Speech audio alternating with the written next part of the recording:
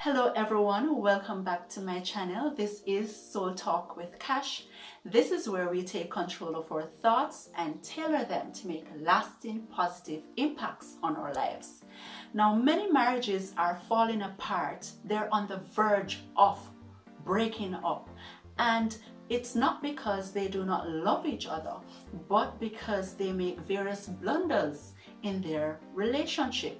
I'll be sharing with you 6 of these biggest mistakes that couples make sometimes in their marriages. And these are: 1, being involved in extramarital affair. Sometimes this happens subtly, and before long it gets serious, and they're wondering, how did this get here? How did this reach to this point? Now, you must guard yourself against getting close to that church member, against getting close to that friend, that longtime friend, or that ex-boyfriend or ex-girlfriend. When you're in a marital relationship, you must guard yourself against these forms of other relationships. Exercise self-control of the mind to the point where you're not desirous of having another person in your life apart from your partner. There should be no lunch meetings or no hanging out with others that your wife or your husband does not approve of or doesn't know about. You shouldn't have secret passwords or locks on your devices that your partner doesn't have access to. If it is that you do not have anything to hide, why is there a need to have this special password that your partner doesn't have access to? Then having those situations will create mistrust in the relationship, and this can lead to a breakdown in your relationship.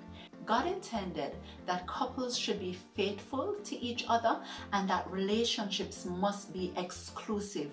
Your spouse should be your best friend. Ensure to set boundaries to protect your relationship. Maybe you can decide that you're not going to share your phone number with persons who you know have a clear interest in you. You're not going to go out with that person. Set up those boundaries so that you eliminate those conditions for anything that will cause you to be going outside of your marital relationship.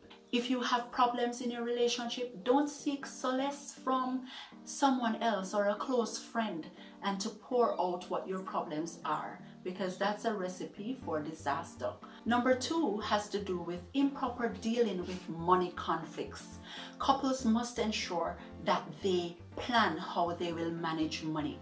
And this is a discussion that you need to have. Is this money that you earn his money, her money, or our money? When that is done, all the plans about how the bills will be paid, how the insurances will be handled, how the children will get schooled and how they will be taken care of, all of those decisions need to be taken as a couple, and you have to agree on these things and ensure that they are maintained. So there should be no secret as it relates to the finances of the family. So one partner shouldn't be hiding away money from the other partner that they don't know about.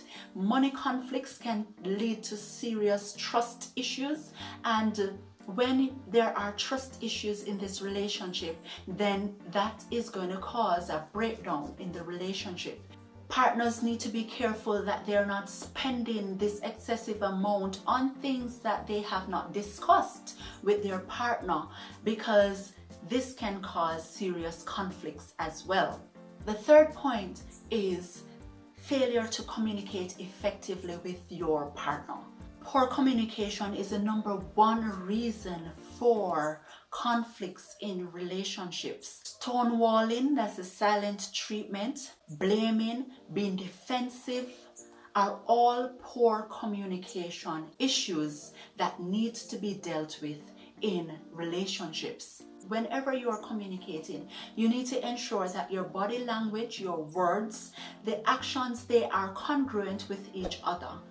You can't be saying one thing and your body language is showing something different, and you must be mindful to be clear and specific about what you are communicating. Don't assume that your partner should know what you want or what you're even thinking. Be clear about these things. So if you want help about cleaning the house, don't say, I'm so exhausted and there's so much here to do, because he may not interpret that as you needing help. He may interpret that as you complaining about something.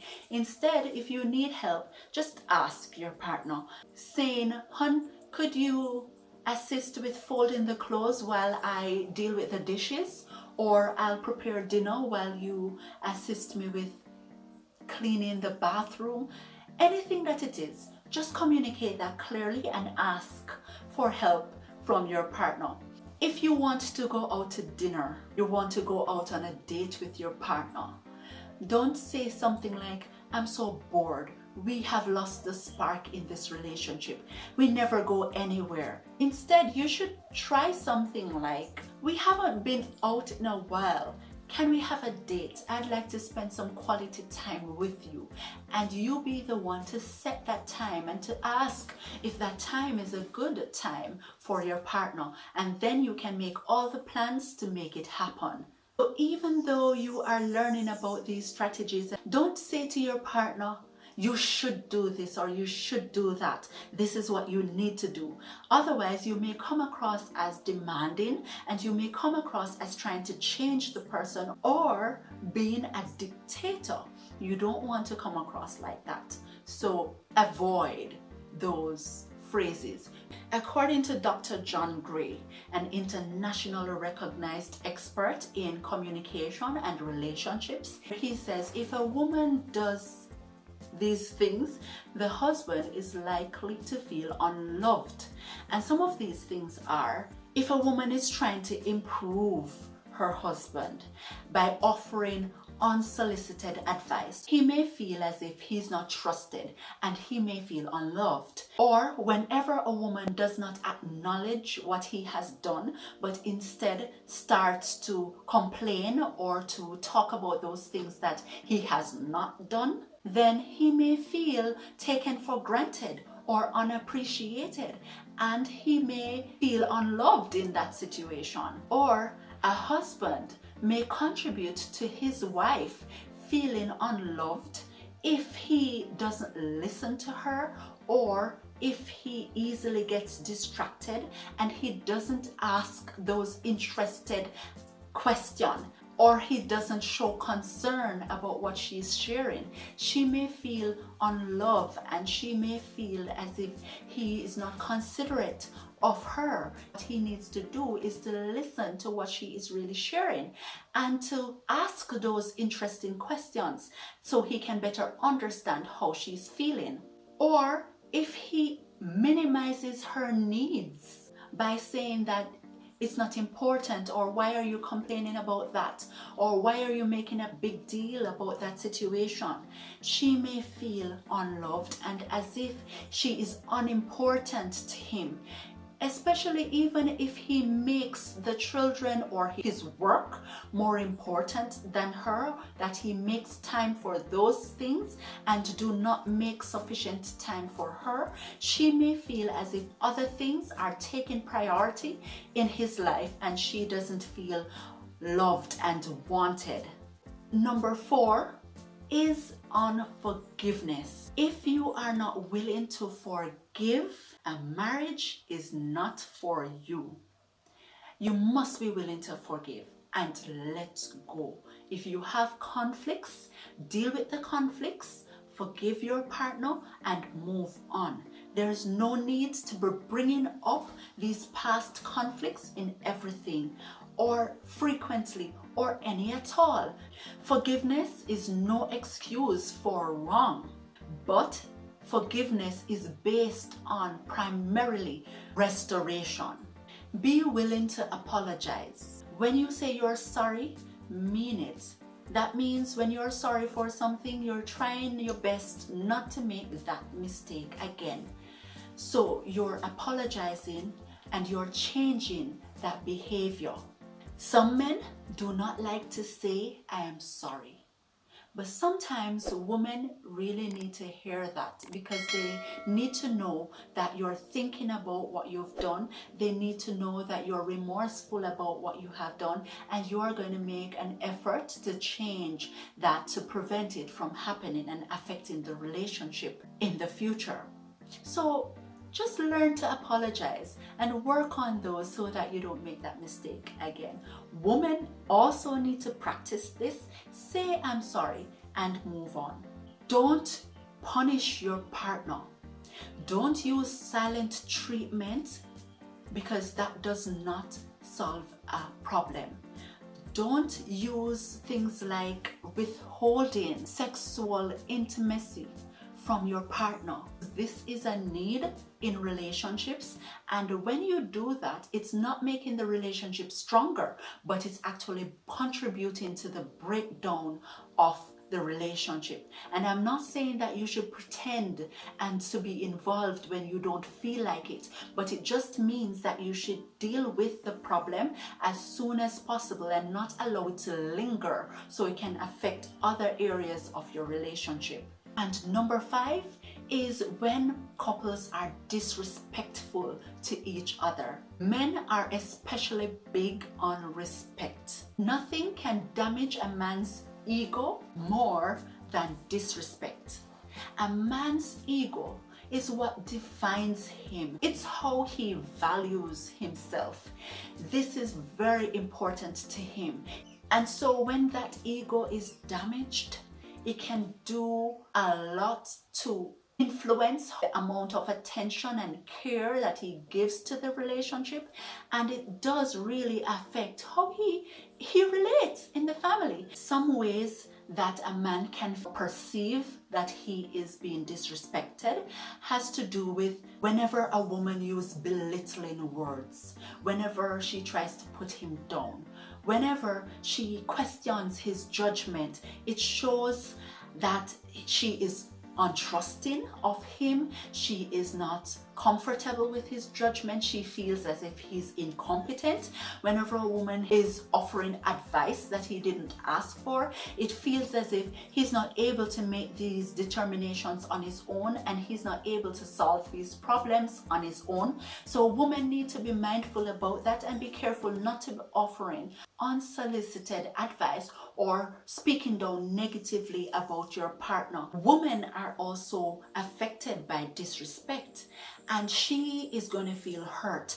And women, because we often allow our emotions to control a lot of things that we do, when we feel hurt and disrespected, and whenever we have conflicts that haven't been dealt with, we use that in our relationships, and it does affect how we interact with our partners. So she may feel disrespected when he doesn't listen to her. He constantly interrupts her when she's speaking. He makes disrespectful comments about her, and he is critical about what she does. And those are just a few ways where women can feel disrespected. Disrespect should not happen at all, but especially when it comes on to being in public. Be careful about what you say about your partner in public. Do not criticize your partner in public or allow others to feel as if your partner is not doing a good job. Instead, praise your partner. Speak about the things that you love about your partner. Compliment them. Speak about their accomplishments and big up your partner in public, so others will know how important your partner is to you. And those can do a lot in enhancing the relationship. The final one that I'll be sharing with you has to do with not spending quality time with each other. This is so important, and couples sometimes can get into a routine, and especially when children get involved also, they can be so busy with the chores. They can get so busy with their work life and being involved in so many extracurricular activities that they do not set aside that time that is important to build the relationship. Even in this age of social media, many couples spend more time on their devices, on social media, and they invest all this time and effort in these things and in things that are not beneficial to building the relationship. They invest so much time in those things that they do not invest that same level of time and care and attention to their relationship. And because of that, partners can find other ways to make themselves feel loved and appreciated. Couples need to ensure that they set aside time each week and each day to spend some time listening in on what's happening with your partner. Now, those are the tips I wanted to share with you today about the blunders that couples often make in their relationship. This is the most important relationship to you, and you need to treat it as such. Before you leave this video, be sure to give it a like, subscribe if you haven't done that already, and turn on your notification bell so that every time I upload a video, you will be the first to know. Until next time, I will see you in the next one.